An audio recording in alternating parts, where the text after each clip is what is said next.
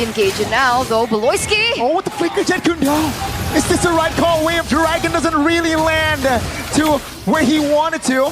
Dyron now providing damage on towards Make It. AOG doesn't really find the right connection, but Make It falls. Now Beloyski loses immortality. Tadera though is free hitting, grabs a double, looking for the triple with Dyron and Toy being a constant nuisance.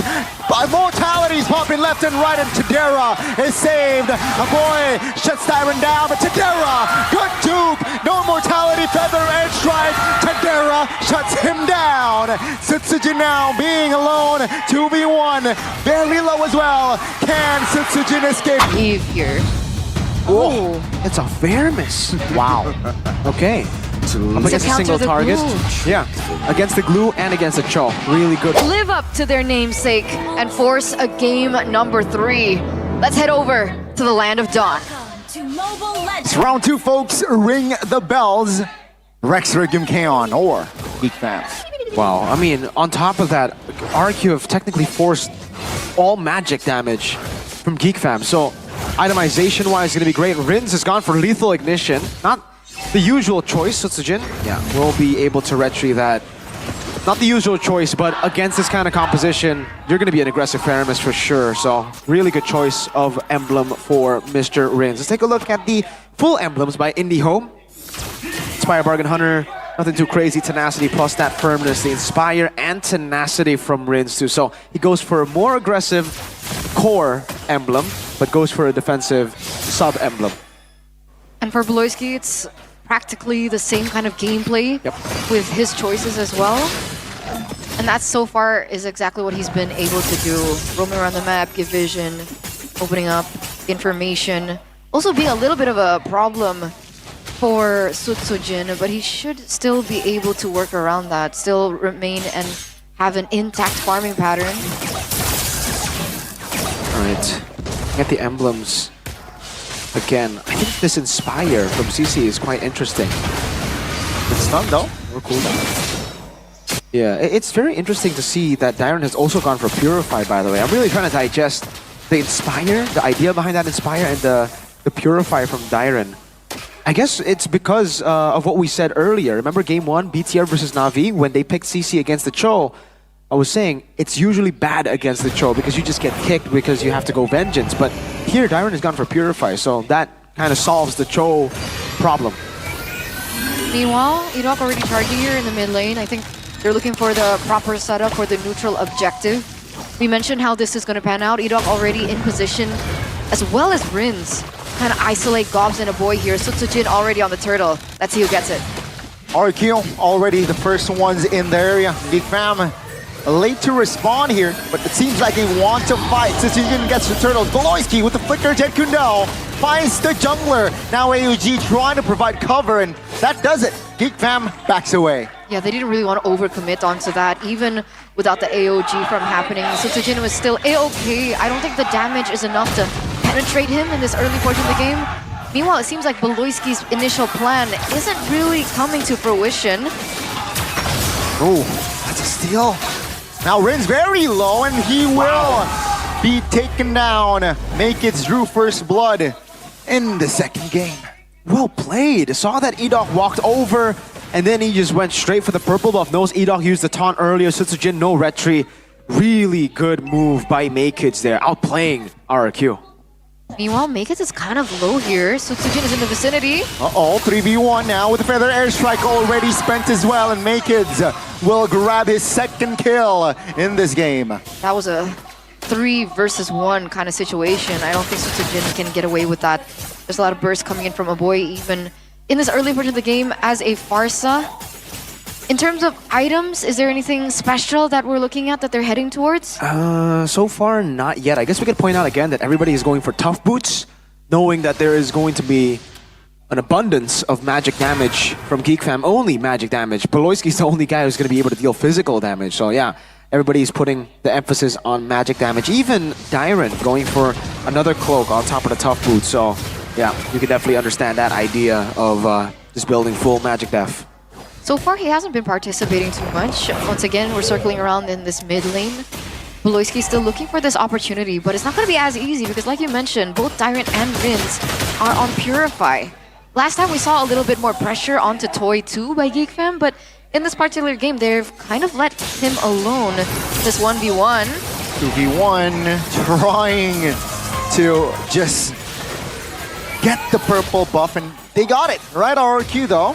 Now, what will they do? It seems like they're on the move on towards the turtle. Geek Fam, will they be able to respond this time? No. Sejun is a level below, by the way. Yeah. But I don't think they'll be able to contest again. Geek Fam have to respect that RRQ have better control over the neutral objective. That's why they've just gone for trades on the board. Cho was literally just sitting in the bottom river. They know it's very hard to do that. Taunt? The taunt on towards Beloy though. Maze Kids looking for Rins. Feather Airstrike as well connects, but that's going to be the Nether Realm committed there. So that's info for Geek Fam. Absolutely, but Beloyski's a little low, so that's a forced recall. A boy gets hurt just a little bit, not too much to force anything crazy. But oh, it's R7! MPL IDX streamer by Good Day. I don't think he notices that he's being presented onto the screen just yet. But once again, ladies and gentlemen, if you guys are looking for a different perspective, you can check out R7's restream right now. He looked so confused for a while. Oh, there you go. Finally reacts. Now he's surprised. Oh! Look at that Riz. Oh, what? Oh! What? Damn! How's he doing that? I have no idea. That's magic right there. Way of Dragon though connects onto Ito. AOG to save his own life. Wow, what a connection. No casualties, which is great. Toy, meanwhile, goes for the Sky Piercer. So it looks like he's quite positive that he will win and will be able to make that kind of trade. This is how many buffs have been taken away from Sutsujin. So far, 3. And yeah, for Toy Sky Piercer, it's not really a risky move for a Granger. This is just part of the core build. You always go for Sky Piercer, Hunter Strike into Sky Piercer. Man. Whoa, Cops with the flicker as well. So aggressive, but the reinforcements is there. Wow. Dyron now looking for his own teammate. NetherRealm popped as well. Now, actually, Gauss is going to be isolated and will be taken down by Dyron. That's the first kill on the board for RRQ. And you see, that's the brilliance of the Purify, man. Dyron opting to go for Purify. Got out of the slam pass as he was mounted by the split of blue. Wait, the dragon. Oh, out towards one. Feather airstrike from a boy. Wow. Not the best positioning with Bloy. Will fall first. Make it! Will not be able to escape that one. And RRQ, they claim the perfect turtle. And 3 kills to boot. So a 1,500 gold lead now for the Kings of Kings as Chidera looks for a little bit of a trade here. That turret does go down in the bottom lane. Meanwhile, RRQ, Sutsujin, looking for a little bit of revenge. Finally gets a purple buff and a purple buff from Geek to boot. Dyron picks up a turret, so that trade from Chidera instantly traded back by RRQ. Quick thinking. 3-1 now in purple buff steals. Take that, Make Kids. Jin now with the War Axe as well. Core item completed with the Hunter Strike and the War Axe. Looking at the others, Toys building towards the BOD, and Chidera is comfortably getting to his item power spikes as well. Already sitting at, with the Feather of Heaven. But this is where it's becoming a problem. Dyron has built up Radiant Armor. Edok has built up Athena Shield. I wonder what's next for Dyron. It's probably going to be an Athena Shield. Oh, Dyron now in trouble. It's only the CC though, but they have spent a lot of resources. Wow. Dyron will go down eventually. But take a look at the mid lane. Geek Fam's mid pulse. There's always so a trade. goes their ability to control on the map, especially for Beloyski. That is going to give him a little bit of a tougher time when it comes down to map control. Meanwhile, RRQ on their next mission here, putting some pressure onto Chidera in the bottom lane. Luckily, Make Hits not standing idly by, gets a turret in the top lane too, so both of these teams are trying to trade into the macro, and RRQ still need to consider this as a way for Geek Fam to come back into the game.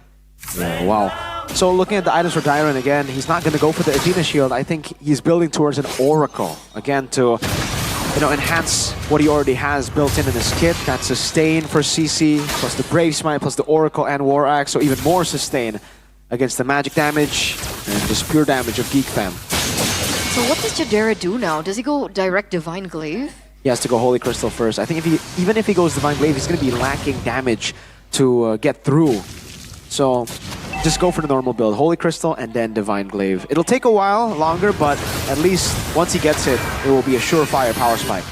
I guess that's the case. A boy, though, goes for the Divine Glaive. So he can afford that item build. Hopefully it does help, because this next Lord will be telling how the rest of this game goes. So Tsujin level 13, Kids is also at level 13, so there is technically a chance for them to go for a steal. The thing is, RRQ have already done their homework, right? Slow push up top. It's a forced error now. They can just play the long game, constantly going back and forth, playing with the slow push up top, and then dealing with the wave in the mid and bot as they continue to just cycle the Lord. Geek fam will try to go for the decisive play. See here, pulling the trigger, doesn't really quite find the angle, and boy, in trouble! And he will fall with the Wings by Wings in hand. And that is him also. He spent his Purifying. Let's see here, 5v4, not in good shape for Geek fam. RRQ though, looking for something. Kids here will be taunted, and that's gonna be Kids here, surviving actually. Chidera dealing damage, but will it be enough? Gobs trying to sandbag, and Chidera finds one, finds two. Chidera, he might find more as Edok Rins is on him finally. Good Purify on him, but that's gonna be Beloyski jumping in the fray. AOG finds one. Gobs is gone. Way up the dragon will not do anything as he will be taken down as well. Chidera repositioning. Aboye is in the area. Now with the feather and strike, Edok will not find someone. It's gonna be Dyron with the kill as well. RRQ, they are a menace. Wings by Wings out, but in the end, that's gonna be a boy being able to escape. That was a very messy engage towards the start, right? Let's go for like a little bit of a replay there.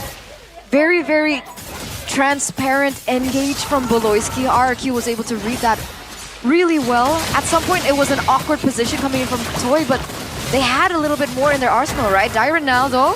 See here, 5v5, surely. RRQ, they have more than enough firepower here. Good mount. On towards Dyron though. Kids fail to find the connection for the steal there. And Gob surely will be taken down by Sutsujin. That's the Lord. And Gobs. Well played again to RRQ. The fact that Geek fam trying to make it chaotic in that skirmish. Having the Harith means that you can actually force out those battles, those brawls. And RRQ took it. They had another round. They were stuck there. Toy able to kite away, but not for long. Again, Chidera bouncing back and forth with the Chrono Dash, man. Just dealing so much damage as he got the Holy Crystal earlier. So that power spike is going to be coming in very quickly as well for Chidera, that Divine Glaive, as he got 2 kills, Sutsujin and Toy. But RRQ, even in the long battles, they were able to out-sustain and to outlast Geek fam. In the end, it was RRQ with Dyron getting the dub again. Gobs mounted him, the Purify out to safety once more, and then a clean retry from Sutsujin. Now it's just about how they utilize the Lord. Beloy. Dyron actually might be caught here. Good recovery though. With another round, Beloyski flickers out of danger. Edok with the help of Toy as well. That will secure Beloy. It falls again. RRQ now applying more pressure. Top lane Kids has cleared that lane. Though, RRQ, they move on towards the bottom side of the map here. Geek fam, with just one cart, will they be able to find something? Not yet, though. That will be RRQ playing it slow, perhaps applying pressure towards the mid lane. Feathered airstrike to relief off pressure. Dyron, though, immobilized here, is able to walk away. They're going to be able to clear out the lane in the bottom side of the map. So all in all, despite them losing here and there, Geek fam are still holding on to their main structures, and that's what's important, especially as we get to the next Lord fight. It seems like Gobs is opening up the map here. Rins is in the vicinity. Oh, look at Beloyski though. Is he going in for a cheeky play? I think it's a little too risky. He's alone. There's no backup. There's no Luo Yi. There's no chip. All right, he just goes back for more information, perhaps. And for RRQ, again, it's just about that slow game once they have the lead. It's template when we get to this portion of the game for RRQ. They find themselves in this situation almost every single game, winning out the early and then having this lead so that they can just freeze. And Geek fam, they can't walk up. They really can't. If they walk up, they're going to get punished. There's so many angles of attack because look at RRQ's tempo on the map. They can constantly just use this map pressure to walk in the enemy jungle. So At least Divine Glaive is done for Chidera, right? So that's the power spike that we were waiting for Chidera. Now he's going to be doing even more damage, and he'll be able to threaten some of the front lines from RRQ. But with that Divine Glaive, Dyron and Redok have also built themselves quite an amazing 2-3 items of magic defense. Oracle, Radiant building to Athena now, Dyron, Athena, Radiant already done for Edok, and I believe he's on the way to a Queen's Wings. So damage reduction on top of the magic def that he has. Rose Gold obviously also for Sutsujin and for Toy. They have so much magic defense. But if played well, the core members from the side of RRQ can still be taken down. So if Geek Fam can replicate that chaos like they were able to in the previous team fight, then it's still going to be a problem for Toy as well as Rins. The taunt on towards Beloy. Flickers out of the way. Rin's very low. Edok though. Still sandbagging here. Immobilize AOG. Defensively, Voloisky Wave Dragon doesn't really find the right connection. Nether Realm will save his life. Voloisky will fall alongside Edok. Dobbs now being the main priority, and Dyron finds it. 2 for 1 in favor of RRQ. Okay. I don't know. Does RRQ want to continue this? Oh, Chidera keeps going in! Miscalculation there by Rins. Chidera now going ham in the mid lane. Dyron now, being the main sandbag, is able to sidestep it. Makids looking for another angle here. Good recovery from the Geeks. I don't think they were expecting that, right? 2 members down from the side of Geek. They definitely didn't expect Chidera to go dive in headfirst under turret to take him down.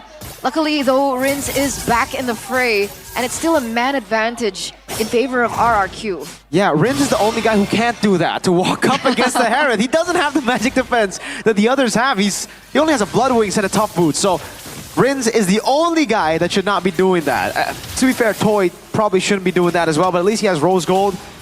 It should be Edok and Dyron. Chidera. Let's see here. AOG on towards the Lord's Pit. Sutsujin joins the fray. Lins falls for it alongside Edok. 3 members now, only left standing for the Kings of Kings as Geek. They will take over the Lord's Pit. Again, RRQ tried to force that, man. They took control. They wanted to take control back against Geek Fam. Geek Fam a bit too clean with it. Beloisky, Jikundo. Ooh, wow. Geek Fam, the pace set by Chidera. Once we saw that Divine Glaive, he could start threatening the frontliners. But man, was that quick. Like, he dealt with Edok so quick. Rins was forced to come in to try to save Edok with the Netherrealm, but he got bursted instead. They have to play in cycles here. Once the Zaman Force is used up, that's a green light to actually stop, move back. Once the Zaman Force window is elapsed, then they try to re-engage. But if they fight the Zaman Force, they're not going to win. No, we saw that happening. Speaking of burst, right? Feather Airstrike also doing work alongside with Chidera. Really good cover as well by a boy on the far side. And you can see it's one of his top 5 most picked heroes, as that game fun fact came in by GoPay earlier on. There it is, the Feather Airstrike opened up already. Zoning him out. Chidera gonna be able to deal some damage onto the turret. Yep, base turret top lane will fall. Lord now being the main priority. Sutsujin though, relatively low. Base turret in the bottom side here, very weak. Almost taken care of here. Oh, the minions will do its job. 2 base turrets here taken down. And they're on the side lanes. So this is the result that you'd expect Geek to be in just a few minutes ago, and yet it's Geek that have taken these side lanes. So when it comes down to control over the Lord, which will spawn in under 80 seconds, that's something that they have in the bag over RQ now. A lot more homework for them to deal with. Chidera the hyper carry. You want to know how much damage he's done? How much? No. 87,408 damage dealt so far. That's only going to climb up. Compare it to Toy. Toy has only done 51,000. Wow. Dyron is actually leading in damage dealt for RRQ with 63,000. So, yeah, the fact that Chidera has now gone to Blood Wings 2 means he's going to be harder to kill with the Purify. With the Zaman Force, he's already kind of impossible to kill for RRQ. They really need to bait the Zaman Force. It's way easier said than done, by the way, but that's how they can win. Because if they fight in the Zaman Force, it's GG. That's a win condition that needs to be met. And it's surprising because even from the drafts, I guess the one-dimensional source of damage is not necessarily a problem here. Why do you think that is? Yeah, it's because once Joy and Harith makes it to late game with the Divine Glaive, even if you have a lot of magic defense, it's only going to prolong the inevitable. You deal so much damage, especially because for Joy, at least, okay, Joy comes in, one cycle of skills, you get through that, you're done with Joy, right? But the Harith, it never stops. When you're in Zaman Force, that damage never stops. So it's constant burst, burst, burst, burst. It's like DPS burst. And Chidera has sold his boots for Oracle. I was thinking, why Oracle? There's no magic, only Fairness on the other side, but it's to make his shielding, his healing even bigger. So whenever he dashes with the Chrono Dash, look at the shield. RRQ though, seems like they're poking here. Oh, you know, very low. Winter crown here, perhaps to buy time for his team. NetherRealm is there, and he is A-OK. Gobs though, now half HP. Trying position RRQ though. They are trying to pull Gobs to his death, and Toy takes the kill. 5v4 with the Lord up. That's what you were talking about, right? Wait for the Shaman Force to be popped up, and they were able to withstand that, you know, utilize the NetherRealm as well to the final portion of the game, and they went in for a re-engage. And now, though, Beloyski! Oh, with the flicker jet Kundo! Is this the right call? Way of Dragon doesn't really land to where he wanted to. Dyron now providing damage on towards Make is A-OK! Doesn't really find the right connection, but Make it falls. Now Beloyski loses immortality. Chidera though is free hitting, grabs a double, looking for the triple with Dyron and Toy being a constant nuisance.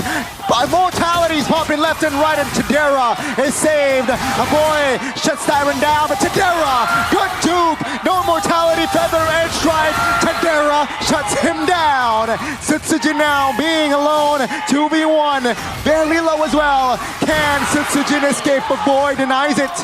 Ladies and gentlemen, now it's just Rin standing their way as the minions actually done most of its work.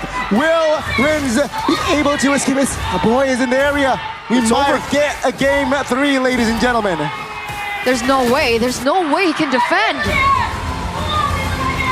It's game number 3 for Geek as they have forced RRQ into yet another game loss. Jeez, we all deserve a game 3 after what Geek Fam did in game 1. Chidera, brother.